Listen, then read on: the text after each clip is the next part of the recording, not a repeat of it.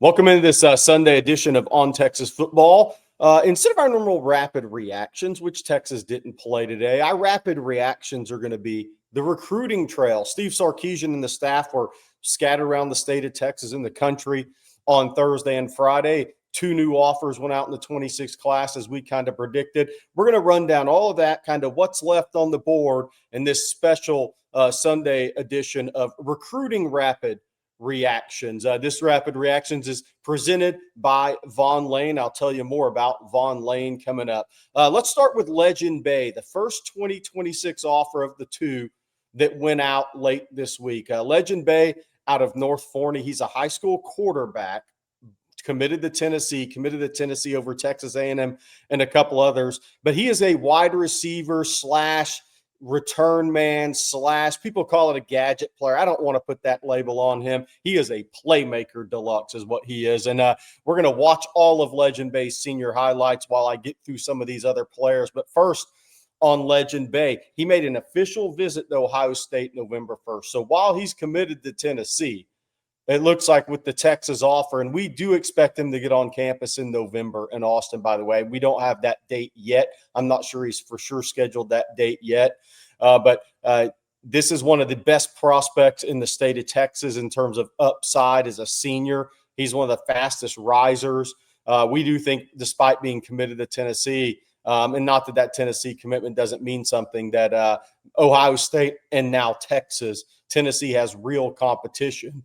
And if he had decided to back off of that Tennessee commitment at any point in time, this would likely come down to Ohio State and Texas, unless Texas A&M, somebody else gets him back on campus. But Legend Bay, tremendous senior season. He has thrown for 1,340 yards with 15 touchdowns. He has rushed for 1,630 yards with 23 touchdowns, 2 receptions on the season. So he has accounted all-purpose yards about, over 3,000 yards of offense, or 3,000 yards of offense for this North Forney team, who, again, they're 9-1.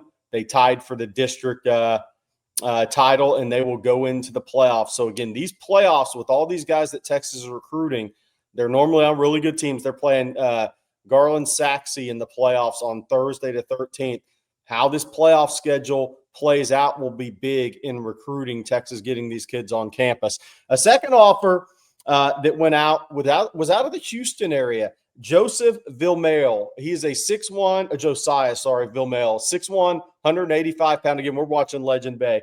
But Villamale is 6'1", 185 pound, versatile defensive back out of Fort Bend Travis. He was committed to Oklahoma State, backed off of that when Mike Gundy was let go. Now he is that recruitment became wide open. He's already made season official visits to Arizona, Baylor, and Arizona State. And he has visits still scheduled to U of H and Kansas State on the 22nd and 29th of November. But here's the but.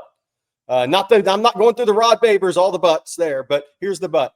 Villamale told me and I saw him play his first game of the season against Katy Maid Creek, Coast Paula, by the way. So I've laid eyes on him this year. He's a good-looking athlete, can really run 10, 6, 5-ish 100-meter to his credit.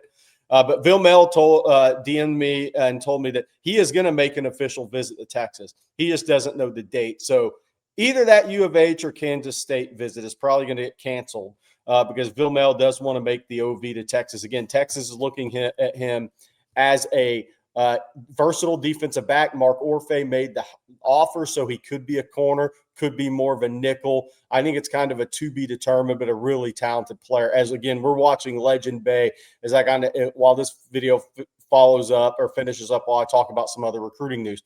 Where was Steve Sarkisian and Chris Gilbert on the road Thursday and Friday? That was what a lot of Texas fans were talking about.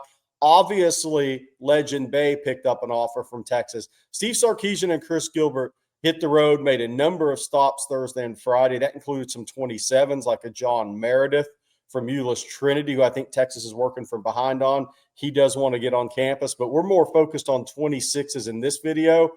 They made a stop to see Jalen Lott play Friday night. Chris Jackson was by Panther Creek High on Thursday to see Jalen Lott, the Oregon 4-star plus commitment, that the only school that can move him off of that commitment would be the Texas Longhorns. And then Steve Sarkisian and Gilbert followed up by going to watch him, along with Chris Jackson, on Friday play.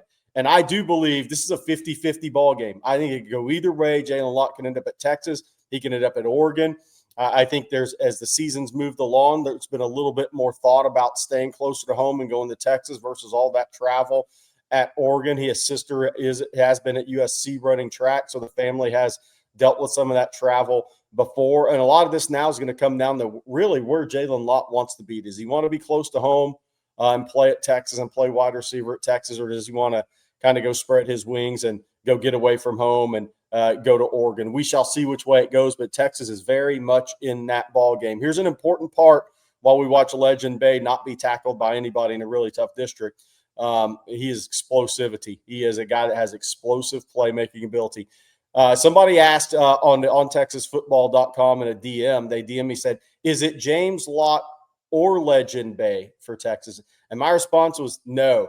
Jalen Lott is a receiver take. Legend Bay, Texas would want as an athlete. They would take both of these guys. It's not an either-or situation currently. It's not an either-or situation. I think both of these guys are seen as two of the best playmakers in the state of Texas. And so it's not an either-or scenario for these two guys. Texas would take both. Then let's move to offensive line recruiting.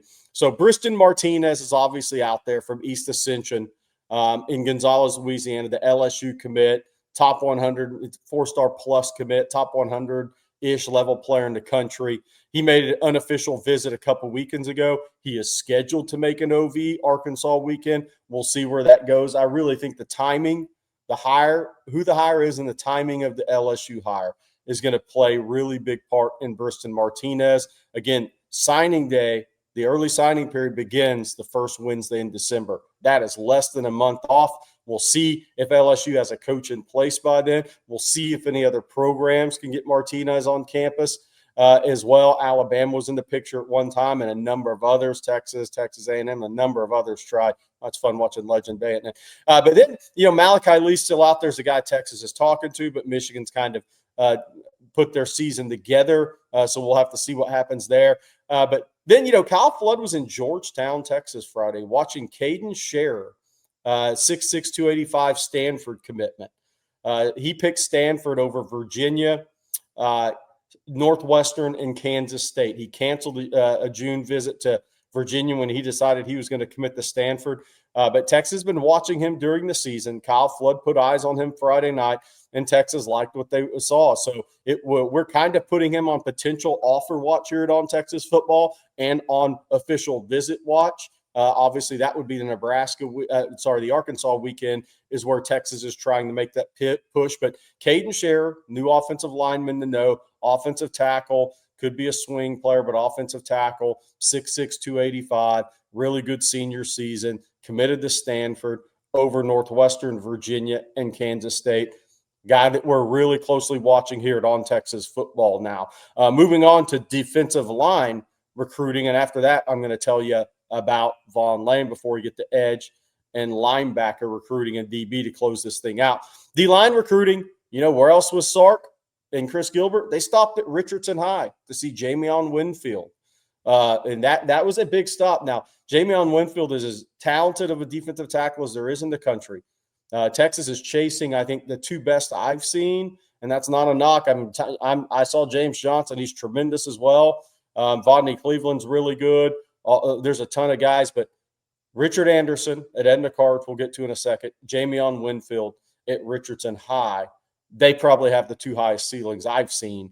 That mean they're going to be the best players, the two highest ceilings I've seen this year. Winfield USC commitment.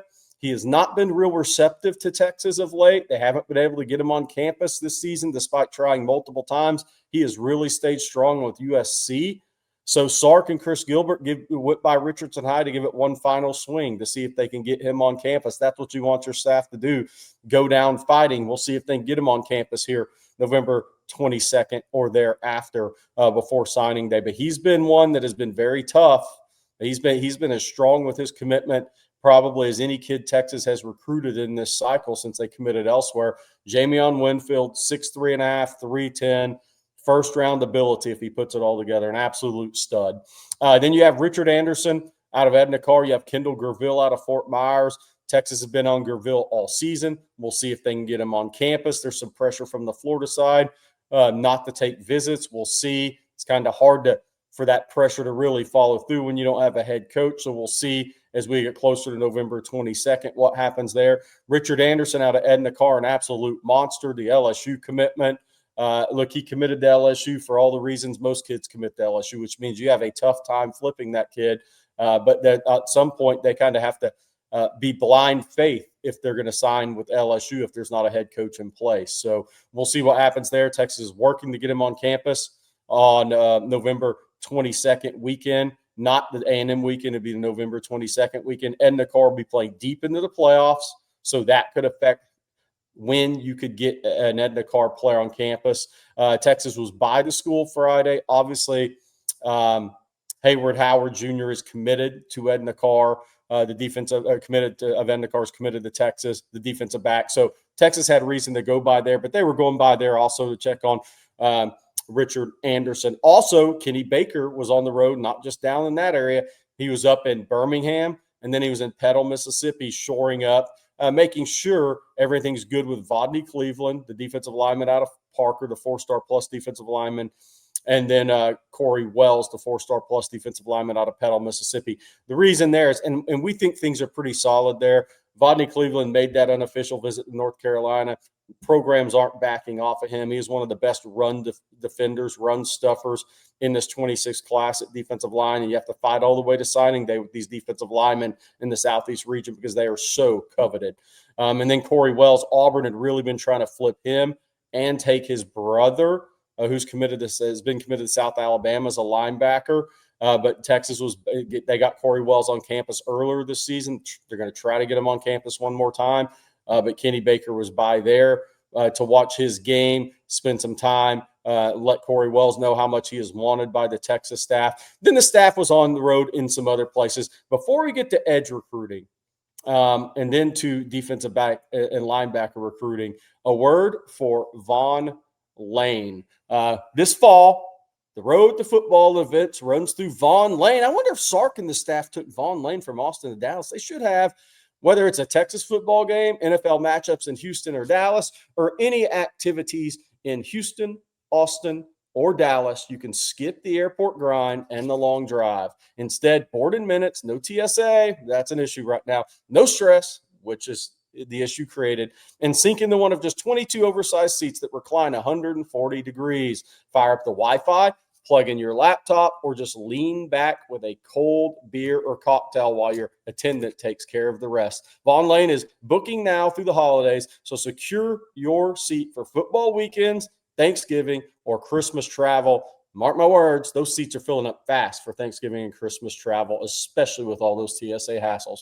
Reserve today at vaughnlane.com and use that promo code OTF25 to save $20. Vaughn Lane, it's a private jet on wheels. All right, we're going to close out this little special rapid recruiting reactions this morning. Edge, Drake Quinn on the high school level, a guy that Texas really likes. Expected to come in that November 22nd weekend. He backed off the Clemson commitment. It feels like Ohio State versus Texas with Tennessee in third on a little bit of the peripheral there. I think Ohio State may be 1A.